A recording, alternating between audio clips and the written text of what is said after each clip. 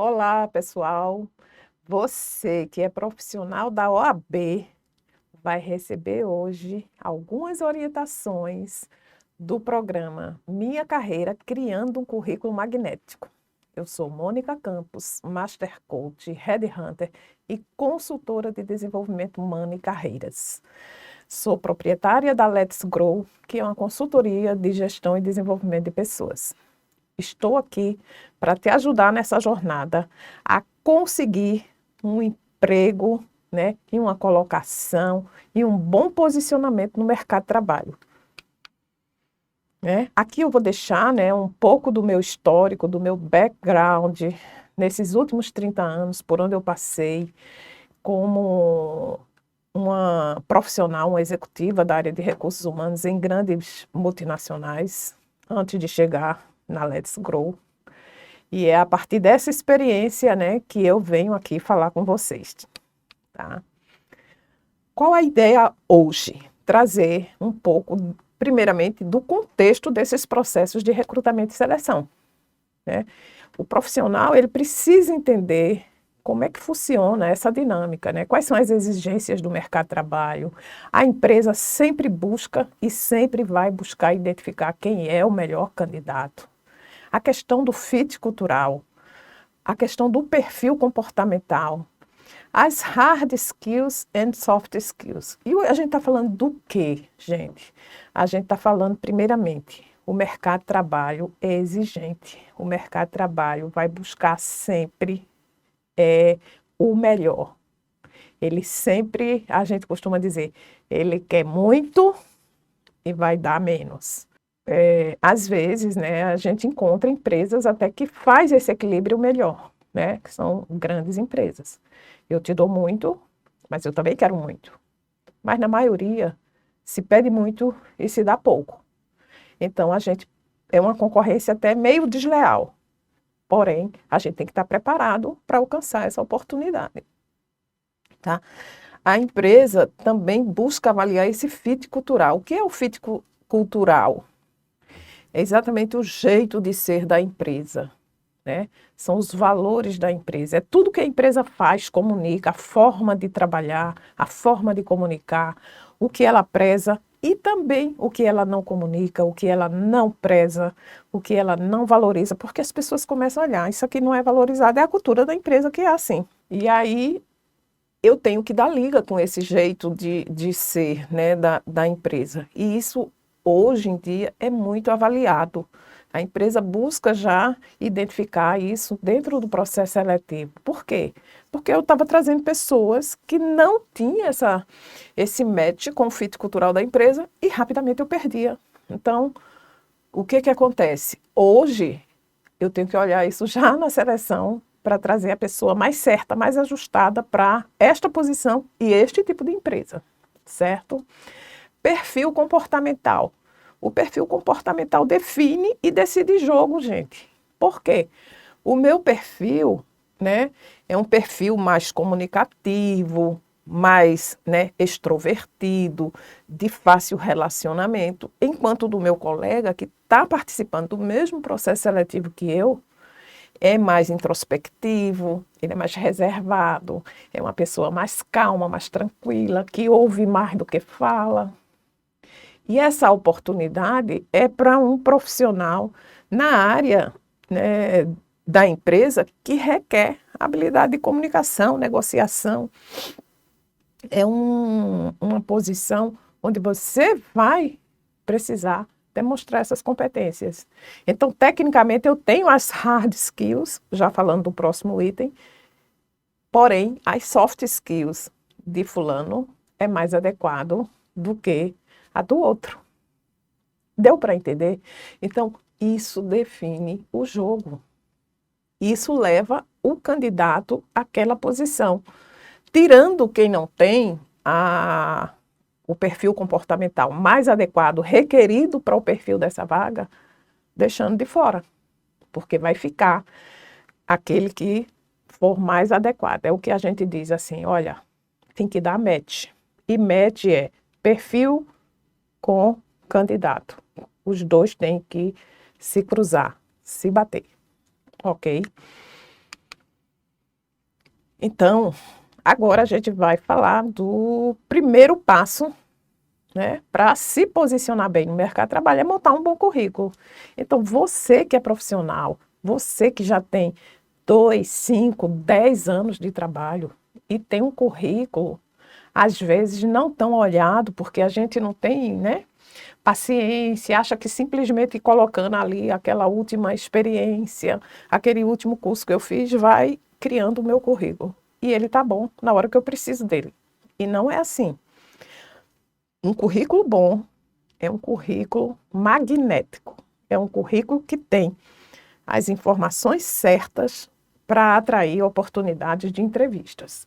Se o teu currículo não tiver algumas coisas que a gente vai falar aqui e as palavras-chave que o mercado utiliza para atrair você, você provavelmente não vai ser chamado para oportunidade de entrevista. Ou quando for, não vai conseguir ser aproveitado, ser o melhor candidato. Porque nessa hora que a gente sabe quem é quem, né? Então, quais são as principais dúvidas, né, que surgem quando a gente está falando de um currículo? Por onde eu começo? Que informações são importantes?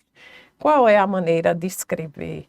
Existe um roteiro? Preciso variar as informações de acordo com a empresa que está recrutando? Tudo isso são dúvidas que o profissional tem, mas ele não sabe fazer. E sabe qual é o pior? Ele acha que sabe. E aí ele faz e não se dá bem, tá? Então vamos lá. Vamos começar aqui pelos dados pessoais. Os dados pessoais, né? Eu tenho que trazer meu nome, a minha nacionalidade, a minha idade, o meu estado civil, o meu bairro, cidade, estado, o meu telefone, e basta apenas um telefone. Não coloquem aquela lista de telefone. Hoje em dia todo mundo tem celular. Para que essa infinidade? Ninguém anda com 2, 3, tá? O seu e-mail e o seu perfil do LinkedIn. A URL do LinkedIn tem que trazer exatamente como está lá na sua página, no seu perfil, certo? Agora, atenção.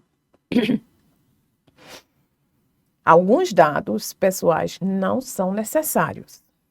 A gente vê ainda muita gente colocando endereço completo dentro do currículo, data de nascimento, número de documentos, identidade, CPF. Gente, isso não é necessário.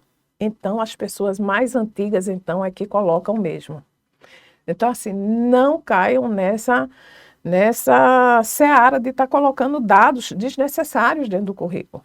Seus dados pessoais são os dados que importam para o recrutador nesse momento, né? E são esses aí. Se liga nessa dica, tá? Objetivo. Eu preciso colocar um objetivo no meu currículo? Sim. A resposta é essa. E o que é o objetivo? É simplesmente o teu cargo ou área de atuação. É aquilo que você está focando. É o objetivo que você está buscando. Qual é o teu objetivo de carreira agora? É ser um assessor jurídico de uma multinacional. É ser um gerente jurídico de uma empresa. É trabalhar na área de direito tributário. É trabalhar na área de direito trabalhista. Então, eu vou pôr ou o cargo ou a área. Não errem nisso. Eu vejo que ainda tem muita gente colocando um textão lá no objetivo. Quando coloca. Mas não está certo. Não faz isso. Um texto dizendo que você vai dar a sua melhor contribuição para atingir os melhores resultados daquela empresa, com as suas competências tais, não vai te levar a lugar nenhum. Não é esse o teu objetivo. Isso aí é o teu objetivo natural e de qualquer profissional que está se candidatando àquela oportunidade. Afinal de contas, qual o profissional que vai para a empresa sem dar resultado, sem usar suas competências e habilidades? Então, pensa nisso. Resumo de qualificações. Ah, eu tenho que pôr um resumo de qualificações no meu currículo? Sim. Colocar poucos tópicos das suas principais qualificações de forma objetiva, clara, com palavras-chave da sua área e sem erros de português, tá, gente? Presta atenção. Objetiva, clara com palavras-chave da sua área. É assim que a gente tem que pensar como é que eu vou pôr e fazer esse resumo. Então, vamos lá. Eu criei aqui alguns bullets, né?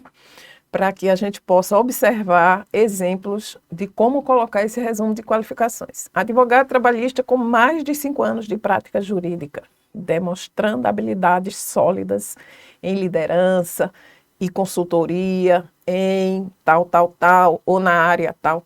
Aí você vai complementar. Mas é assim que a gente começa a fazer o nosso resumo. É assim que eu me posiciono para o mercado de trabalho que não me conhece como pessoa, mas que vai ter a oportunidade de me conhecer através do meu currículo. Segundo, ampla experiência em representação de clientes em uma variedade de casos, além de expertise em assessoria jurídica corporativa. Opa! Então você vai pegando aonde que estão suas maiores expertises, os seus maiores talentos, aonde é que você conseguiu fazer mais resultado e vai formulando esse resuminho, trazendo e dando ênfase àquilo que você tem de melhor, contanto que não passe de 4 ou 5 bullets. Eu coloquei 4 aqui, tá vendo, né? Olha o terceiro, capaz de formular e implementar estratégias legais e eficazes, garantindo o alcance dos objetivos dos clientes de maneira consistente. E, finalmente, grande habilidade analítica e capacidade de comunicação que facilitam a condução de negociações complexas e a apresentação de argumentos persuasivos em tribunais e em ambientes de resolução alternativa de disputas. Isso é importantíssimo. Aqui é só um exemplo. Você vai saber redigir o seu de acordo com suas experiências, de acordo com suas habilidades até então desenvolvidas. Certinho? Diferencial. Todo mundo tem um diferencial. Procure olhar o seu. Principalmente você que já é profissional, que você já tem, né, uma certa caminhada aí na sua trajetória profissional, alguns anos de estrada, você tem o seu diferencial. Aí você vai pôr assim, ó, como advogado tal. Eu tenho habilidade de qual é a característica e isso me permite. Aí você descreve o resultado. Gente, aqui é dica de ouro. Ninguém diz isso para o candidato. Ninguém diz isso para um profissional. Eu estou dando aqui a dica para vocês. É pegar e fazer. E ainda estou explicando aqui, olha, o diferencial é o que irá te destacar dos outros candidatos na mesma vaga. É a vantagem. Eu tenho vantagem competitiva sobre fulano ou cicrano nisso e nisso. Um diferencial não significa fazer algo que ninguém mais saiba. O diferencial é algo que você faz bem, pelo menos acima da média. Já aplicou no seu trabalho e isso gerou resultados positivos para a empresa. Olha que bacana. Eu disse tudo, é só você olhar agora para você e você vai descobrir. Talvez algo que você já saiba que faz bem, ou que as pessoas te elogiam por isso, né? A gente sabe quando as pessoas começam a falar, mas isso é muito, tu faz isso muito bem. Tu já pensou em fazer isso? Tu já pensou aquilo? Então, pensa aí, reflete, olha para você e descobre o teu diferencial, tá? Isso é bem importante você destacar no seu currículo, porque isso te vende, isso te posiciona acima dos demais que não trouxeram. Vamos falar aqui da formação acadêmica. A formação acadêmica, ela deve começar pela minha especialização, pela minha pós-graduação. Se eu tiver um mestrado, eu devo colocar. Então, ela vai sempre obedecer uma ordem decrescente, a mais atual, a mais antiga. Ah, eu devo colocar meu ensino médio, meu curso técnico. Eu coloquei aqui só para chamar a atenção desse ponto. Você só coloca se você tiver, no máximo, até 5 anos de carreira. Com mais de 5 anos, isso não vai pesar em nada. Então, deixa para trás a parte de ensino médio e cuida só da sua graduação, e pós, e mestrado, e doutorado, que são a formação mais hard, né, que a gente chama, tá? Depois a gente tem que cuidar da experiência profissional. Experiência profissional, né, você deve colocar relatando sempre o nome da empresa e o mês e ano que você esteve lá até o mês e ano que você saiu. Depois você coloca o cargo e as atribuições. As atribuições tem que ter cuidado. É muito comum a gente ver texto corrido, um bloco de informações. Pá. Principalmente, né, advogado, gosta de escrever bastante, então não é legal. Sempre sugiro que faça por bullets, né, esses bullet points que traz, né, de forma mais objetiva cada experiência. Então, por exemplo, atuação na defesa de empresas em processos trabalhistas, individuais e coletivos, incluindo reclamações trabalhistas. Observem que eu coloquei atuação na defesa, elaboração de pareceres jurídicos, análise de documentos e realização de diligências para subsidiar estratégias de defesa dos clientes. Sempre de forma substantivada, tá, gente? A gente não coloca atuar na defesa, elaborar pareceres, participar em reuniões. Não é assim, não faça assim. Quando a gente coloca o verbo no infinitivo, a gente está falando de descrição de cargo. E o seu currículo não é uma descrição de cargo. O seu currículo é um portfólio da sua vida profissional. Nada mais, tá? Então, observe esse modelinho e siga, né, exatamente como está aqui para ir relatando as suas experiências profissionais, tá?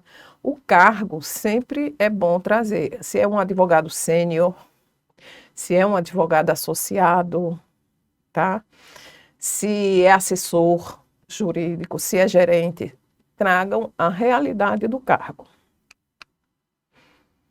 Experiência profissional, ainda falando dela, né? Não se faz necessário relatar as experiências profissionais além dos últimos 10 anos. Não se faz necessário. Isso eu estou falando porque às vezes eu pego um cliente que já está com 50 anos, 55. Ele tem um currículo, uma trajetória profissional enorme, bastante extensa. Se eu for colocar tudo que ele me traz, vai dar 5 páginas ou mais. Eu já peguei currículo de profissional com 8. E aí vem aquela dúvida, né? Quantas páginas deve ter o meu currículo? Olha, a gente fala, geralmente, cada 10 anos uma página.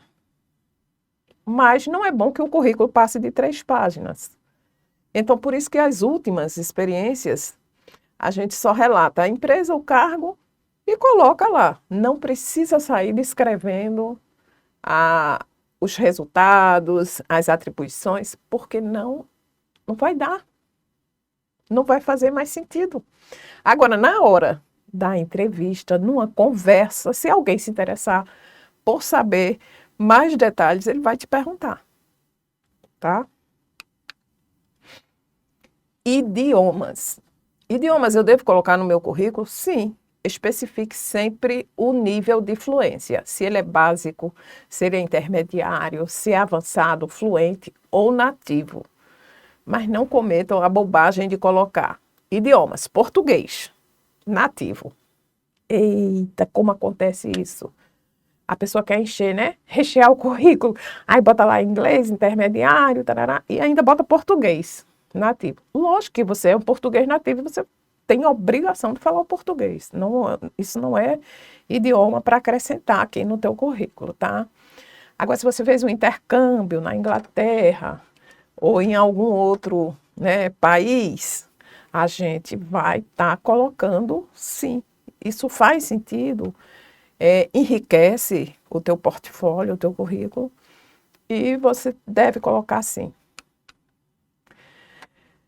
Tecnologia da informação. Tecnologia da informação, o que é que eu devo pôr? Aquilo que realmente eu sei e posso contribuir. Então, nessa área, né, advogados, dificilmente vai trazer o Excel. Eu botei aqui só como exemplo, mas geralmente eu vejo muito o Word, e o Word ele tem que saber, não é nem intermediário, né? Aqui a gente está falando para profissional. Um profissional de direito, ele escreve peças, não pode ter erros. Então, ele tem que saber usar o Word. Ele faz contestações, revisões em documentos, em peças, e ele já tem que saber explorar ali as ferramentas do Word de forma apropriada, mostrando o que está corrigindo, ou revisando, tal, né? Eu botei o Canva. Canva hoje todo mundo de alguma forma tem que saber. Um sistema, eu coloquei aqui o Juiz, mas eu sei que tem vários sistemas aí que vocês trabalham, então é importante que vocês coloquem aqui as ferramentas que vocês realmente sabem, dominam, fazem uso, porque isso te ajuda, te credencia a assumir algumas posições. Informações adicionais. Eu coloquei aqui, olha, por exemplo, conhecimento em marketing digital, trabalho voluntário junto às comunidades, realização de palestras, apresentação de um trabalho forense, prêmio tal, tal, tal. Então, é muito comum, né, que você tenha esse tipo de informações e queira acrescentar no teu currículo. Aí você cria um campo específico para trazer o que vale a pena, né? Não adianta também estar recheando de coisas que não vão acrescentar. Erros comuns. A gente está chegando no final e uma coisa que é bem importante falar para vocês é para vocês não cometerem esses erros que eu encontro de forma, né, bastante comum nos currículos que recebo. Falta de informações importantes. Gente, eu já peguei currículo que não tinha um telefone, para vocês terem ideia. Como? Eu gostei do currículo da pessoa, queria falar com ele. Não tem o telefone. Não pode. Não cometam isso, cuidado. Informações desnecessárias, às vezes bota lá, contato da mãe, ainda bota assim, minha vizinha quando eu não estou em casa. Gente, para que isso? Meu endereço completo. A LGPD está aí, né? Segurança de dados, das informações da gente. Só no Brasil se coloca no currículo telefone, endereço, e-mail, tudo, foto, exatamente para acharem a gente mesmo. E o nosso currículo circulando por aí. Não, parem com isso, coloquem só aquelas informações, para vocês terem ideia. Na Europa, nos Estados Unidos, não se usa nem telefone, é apenas e-mail e acabou. Eu, como recrutadora, headhunter, se eu quero falar com você, gostei do seu currículo, eu vou mandar um e-mail. Aqui no Brasil ainda se usa muito o telefone. Erro comum, foto no currículo. Gente, esqueçam. Advogado não tem que ser bonito ou feio, nem ninguém, nem nenhuma profissão. Só se põe foto no currículo se o recrutador pedir, tá? E erros de português. É muito comum a gente encontrar vários erros.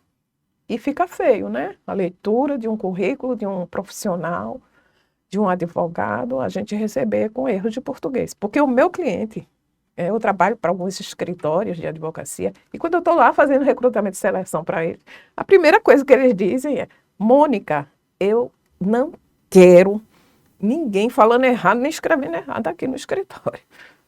Então eu tenho que observar já desde o currículo, né? Outros pontos de atenção. E aqui eu vou repetir algumas coisas que eu já falei, né? E outras vou acrescentar. Vocês todos profissionais, nós todos, né? E aí eu me incluo.